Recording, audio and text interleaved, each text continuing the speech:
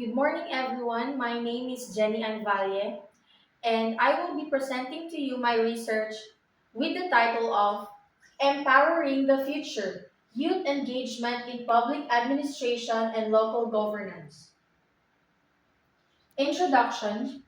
In democratic societies, the essence of governance lies not only in the actions of the elected and appointed officials, but also in the vibrancy of citizen participation. Among the most crucial but often overlooked segments of the population are the youth.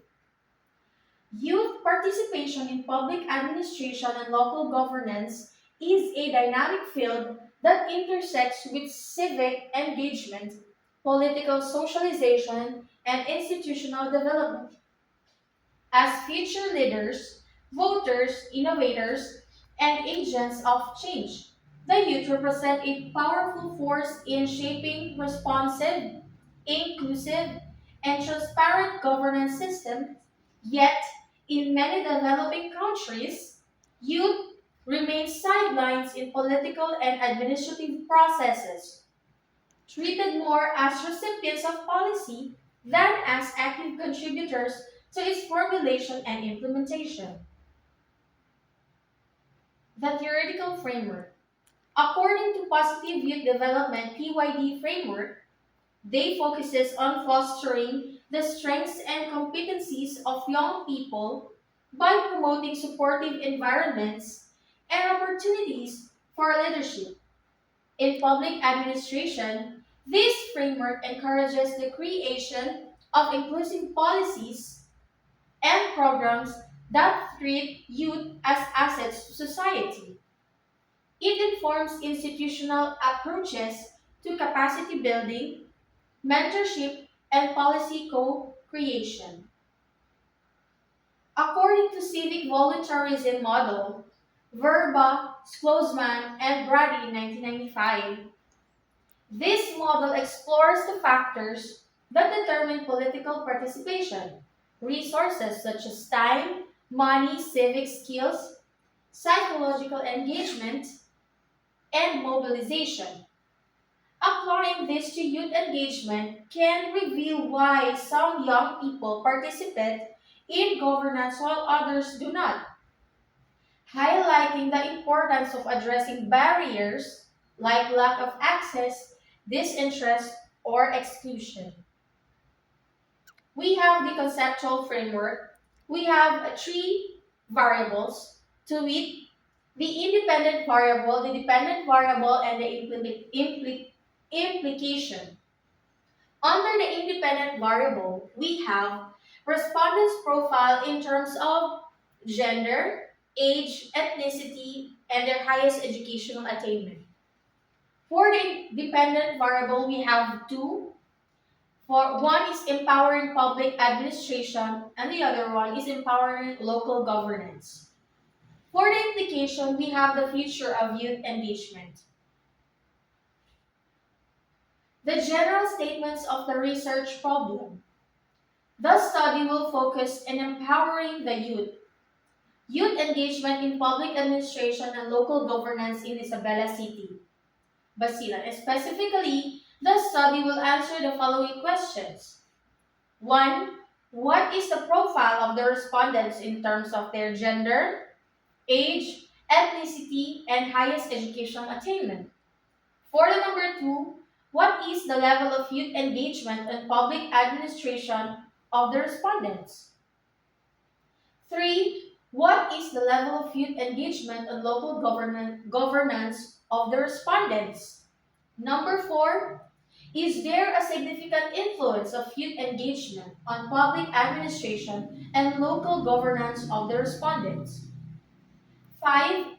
What is the current level of youth participation in public administration and local governance in selected communities? 6. What are the best practices and success stories of youth led initiatives that have contributed to effective public administration? So, for the methodology, the research design, these studies utilize a quantitative design of research which aims to answer questions regarding the status or nature of the situation as it exists at the time of the study and exploring the causes of particular phenomena. With this study determined to gain insights on empowering the future, youth engagement in public administration and local governance, the descriptive research method was fitting to use. For the sampling procedure, the respondents were the 100 youths from the different barangays of Isabela City, Basilan. The researcher used a purposive sampling strategy. This method allows the researcher to have advanced understanding of study's purpose. Purposive sampling is a suitable sort of sampling for the study. This as well examine their age, gender, ethnicity, academic rank, and socioeconomic status. The part 2 of the questionnaire determined and empowering the future, youth engagement in public administration and local governance. The respondents were asked to respond to the enumerated items on a 5-point Likert scale to empowering the future youth engagement in public administration and local governance.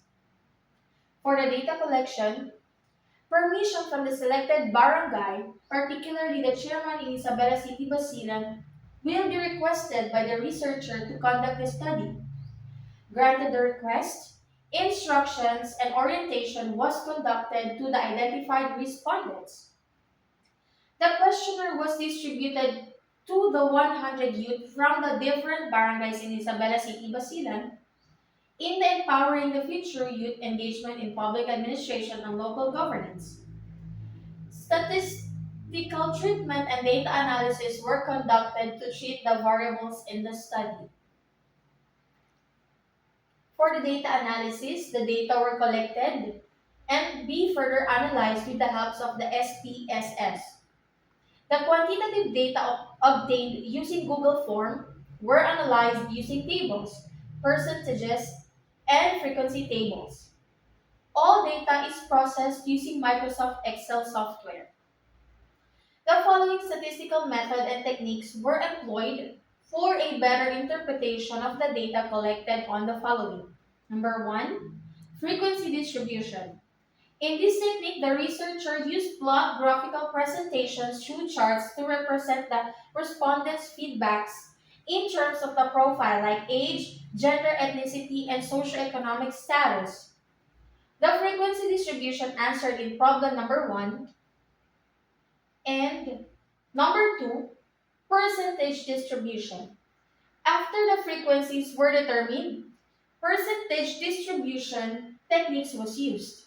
This technique used to describe the profile and the distribution of the respondents as to various categories in the study and answered problem number 1. Number 3, the weighted arithmetic mean. The weighted arithmetic mean is a kind of average. Instead of each data point contributing equally to the final mean, some data points contribute more weight than the other. This mean answered problems number 2, 3, and 4. For number 4, a simple regression analysis is used to quantify the relationships between a single independent variable and a single dependent variable based on previous observations. This analysis answered problems number 5 and 6. For the number 5, t-test, uncorrelated and one-way ANOVA, examines the means of two or more independent groups to see if there is any statistical support for the idea that the associated population means differ noticeably. These treatments answered problem number 6. So that would be all. Thank you very much.